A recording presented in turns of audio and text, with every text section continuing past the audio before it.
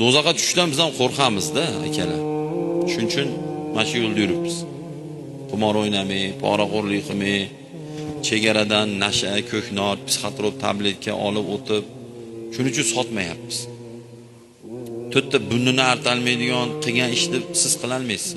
Men qila olmayman. U qancha olib o'tyapti? Bitta chimadan. Furoda olib o'tamiz kerak biz. Lekin do'zaxda bu. Bu do'zax bu. Nimaga? Chunki birinchidan o'zi aslida chegarani buzib o'tish o'zi harom. Bu xiyonat bu. Bu bir. Ikkinchidan Alloh taolo Qur'onda, payg'ambar hadislarida zapret qilgan, mumkinmas degan narsani olib o'tishi, bu ikkinchi gunohi. Olib o'tdi. Endi o'zi og'ziga solib, nevarasiga, bolasiga solib, o'sha oilaviy taktugi bilan yo'g'ib ketsa battar bo'lsin edi. Lekin yoshlarni, xalqni, millatni zaharlayapti. Bu uchinchi gunohi bu, uchinchi jinoyati bu, uchinchi harom ishi bu.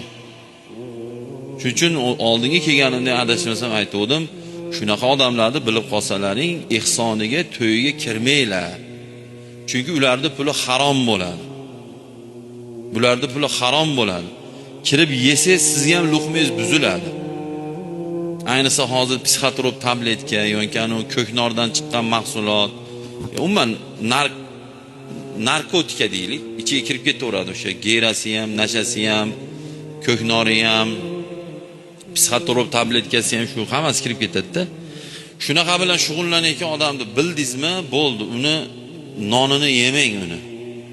Chunki haromxo'r odamlar bular. Bu kichkina narsa emas bu endi. Haromni kim tushunib anglaydi desa, buni kim qaytarganligini his qilish kerak. Uni hozir men tilim bilan aytganim uchun harom bo'lib qolmadi. Insonga bas bir narsani halol harom deyish. Halol deydi Alloh, harom deydi Alloh. Va uni ruxsat bergan payg'ambar aytadi bu gapni. Biz uni faqat Qur'on hadisda endi madrasada o'qigan, biz arab tili o'qidik, tarjima qilib bilganimiz uchun sizlarga aytamiz. Shuning uchun eng yomon narsa, ayniqsa bu yoshlar, ayniqsa hozirgi kunda yengil pul topishga o'rganib ketib qolyapti-da, juda ko'p yoshlar.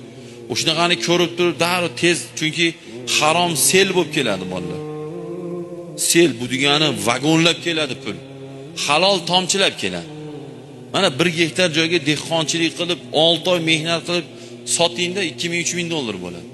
O 2000-3000 dollarni bitta operatsiyasida topib qo'yadi.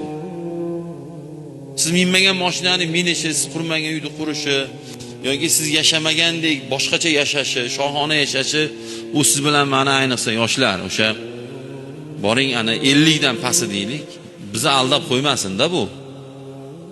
Yengil hayotga o'rganib shu narsalarga qo'l urib qo'yayotgan yoki qimor yoki mana shunaqa narsalar, bu narsalarda hushyor qaynashimiz kerak.